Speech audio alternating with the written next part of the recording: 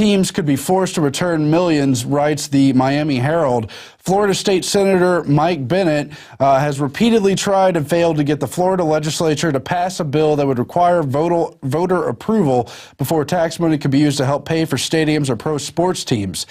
He came up with a new angle, though, seeking to include a provision in a state law that says sports stadiums and arenas are supposed to be utilized by the local governments for homeless shelters, reportedly put in place by the late Senator Gordon. And what's happening here is this is more institutional corruption, because these are the classic corporate welfare clients. These stadiums, they always have boondoggles, get taxpayer money in on them, and it's all for corporate profit and this whole pageant of celebrating the corporate, private, public fascism that we have in this country and everything else that's wrong with it.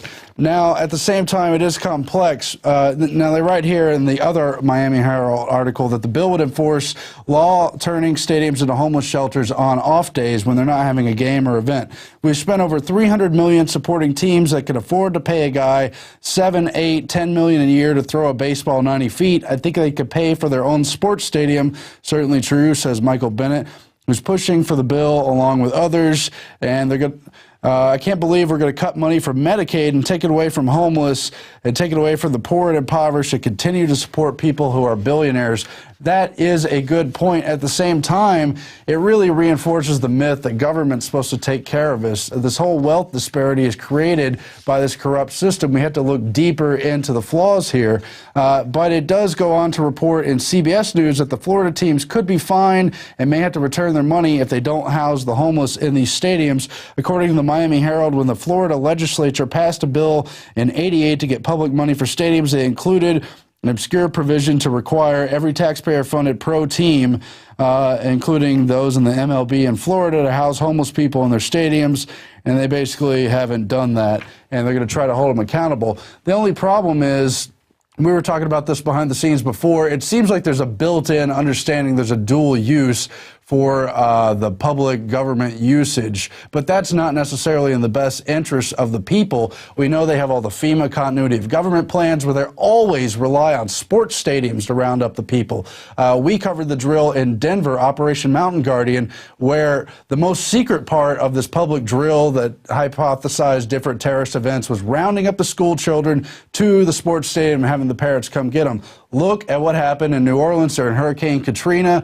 Everybody was sent to the Superdome, and you have a certain sect of criminals, some known, some not, put in with the most vulnerable and helpless population all in one area, and you don't expect things to go wrong, all the rapes that went on there and the bad conditions, not to mention police shooting people on the bridges. This is not a good idea, and I think that's kind of laying under the surface there, even though I kind of agree with the sentiment. We don't need to be taxpayer funding these stadiums. We'll be back for break with a whole lot more on the global level, the world government level of this institutional corruption. And of course, we have Bueller coming up too with his incident with the APD. Stay with us. We're going to try to hold him accountable, and we need your support to do it at PrisonPlanet.tv, InfoWars Nightly News.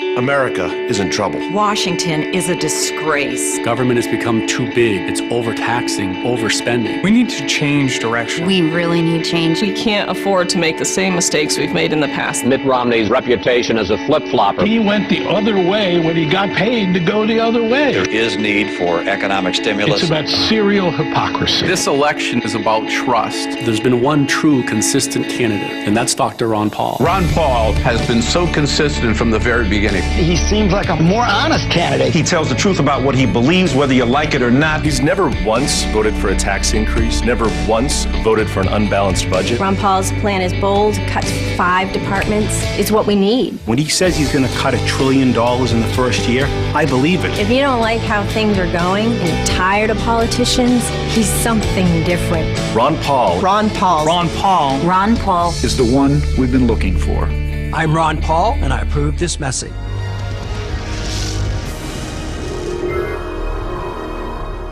And we are back from break again. I'm Aaron Dykes, and I said we're going to go global. Let's do that now. The first global repercussions continue to be from the Fukushima fallout after the earthquake in Japan. It is a little hard to know given what is deemed a safe level of radiation and determined by politics rather than science. For example, current safety standards are based on the ridiculous assumption that everyone exposed is a healthy man in his 20s. The radioactive particles ingested in the body cause no more damage than radiation hitting the outside of the body. We were talking about how instead of protecting people, governments, plural, continue to cover up by raising the, quote, safe levels of radiation. We know the role that TEPCO and the Japanese government played in not informing the public there in Japan and around the world. But of course, the Canadian and American governments have gone on to raise the so-called safe limit of radiation and just covering up for the fact that we're totally contaminated by this event and people are going to die. But what you don't have to worry about is global warming. That's according to at least 16 scientists among many, many, many who come forward to say there's no need to panic about global warming. It's here in the the Wall Street Journal. It's a statement that was signed by a number of scientists. Perhaps the most inconvenient fact is the lack of global warming for well over 10 years now.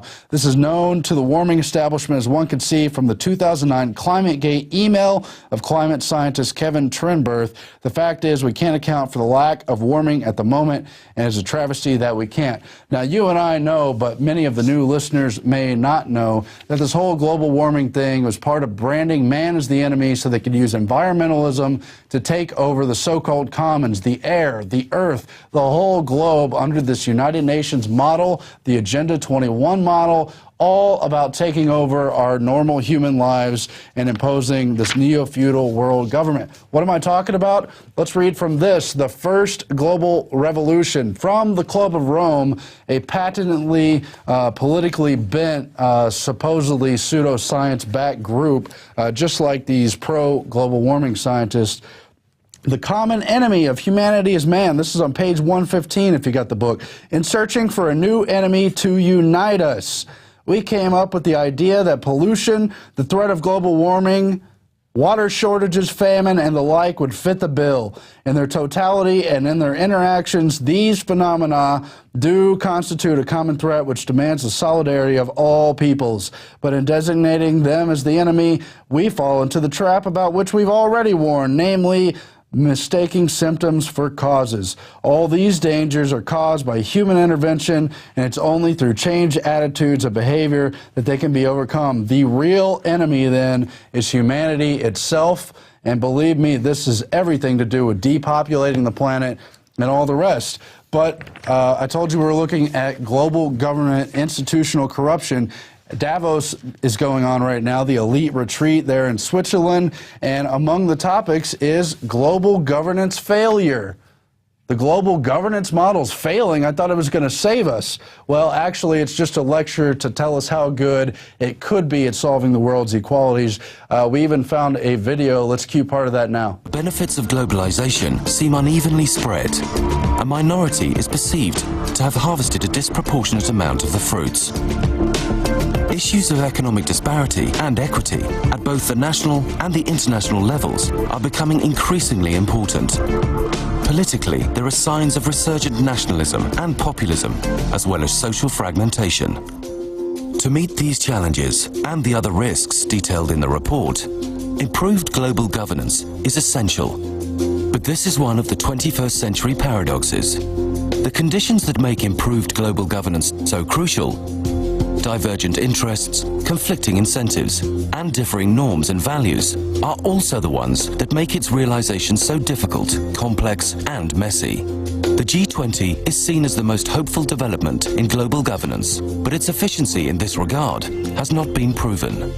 Okay, that's enough, but you see where they try to brand the whole G20 process as a way to save us and bring us into greater global government. This is just more of the problem reaction solution. First they moan, oh, there's a global governance failure, as this picture so adequately captures. Oh, they've failed at global governments, but they're going to make it better by bringing us more. And meanwhile, they lay on this environmental stuff, trying to make us feel guilty for the economic disparity. They make no mention of the hidden shadow elite groups that are controlling the IMF, who are directing population control in the third world. worlds and making those really captive populations economically unable to break out of their chains and shackles. They've captured most of the developing world already. They're currently in the process of rounding up Europe under all the IMF deals there, and I have to speculate that North America is next. They appear to be containing us now, bringing us into this global government thing, but it's totally institutionally corrupt, as Brzezinski pointed out in the 70s,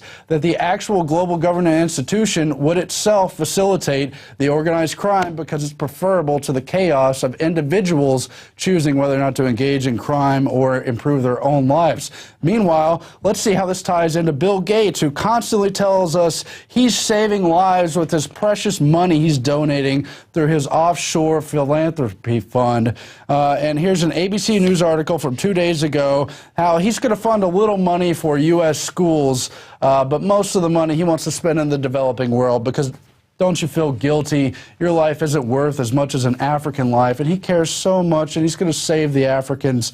Monsanto, by the way, has also created a fund to make grants to rural schools in America, but it's peanuts, really just to indoctrinate, co-op, and create sharecroppers out of Americans while they capture the developing world further, as we discussed. Now, we have some important quotes here. I'm sorry, these got ahead of me, but well, the question is, are human lives of equal value, Gates said. For the mother whose child dies in Africa, is that somehow less important, less painful? If we can save that life for very little money, is that appropriate too? In fact, we know that if we do save those lives, it can reduce the population growth. That's what he really wants, reducing the population. And it can let them be on a path to graduate from receiving aid. No, they're put into that IMF model where they can never get out of debt. Never. Look into it for yourself.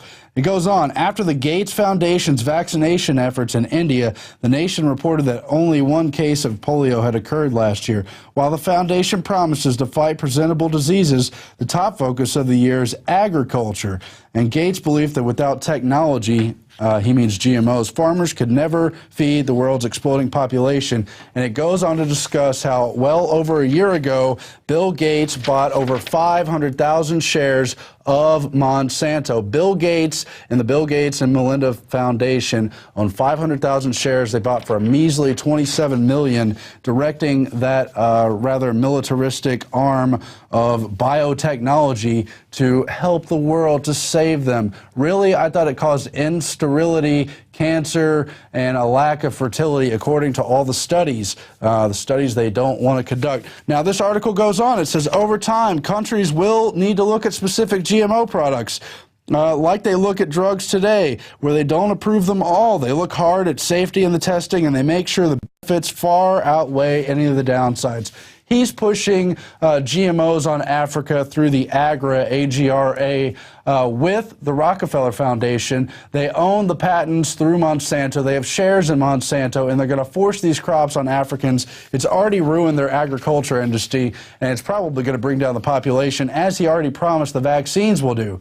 But you know who he blames? He blames Dr. Andrew Wakefield. Look at the clip from March of 2011 where he blames Wakefield by name for killing people for scaremongering about the link between autism and vaccines, which Wakefield is nobly trying to save lives and warn mothers of at-risk children, while Gates is pushing him. And it's a total joke, this regulation he refers to about the pharma industry, the GMO industry. They have all kinds of loopholes, lobbyists. They write their own regulations. They approve their own products. The government's just a facility for this gross takeover of the world, all under the man is the enemy model. Have you seen this? Did you hear me? It's just gross. But the more blatant corruption of the day is, of course, the 30 pounds of cocaine that were shipped accidentally to the United Nations. Of course, a bunch of people with diplomatic immunity and corrupt ties to all the corrupt governments around the world wouldn't purposefully ship cocaine into the facilities when they launder the cocaine and other drug money just down the street at Wall Street over there. But no, the Rockefeller Foundation supported United Nations. They're up and coming, and it's all about how it was a fake diplomatic pouch and it was made to imitate a real one. No, this has been going on for decades. Among other things, I watch a lot of foreign films. It was referenced in the 1972 film, Discreet Charm of the Bourgeois. They got a Colombian minister who goes around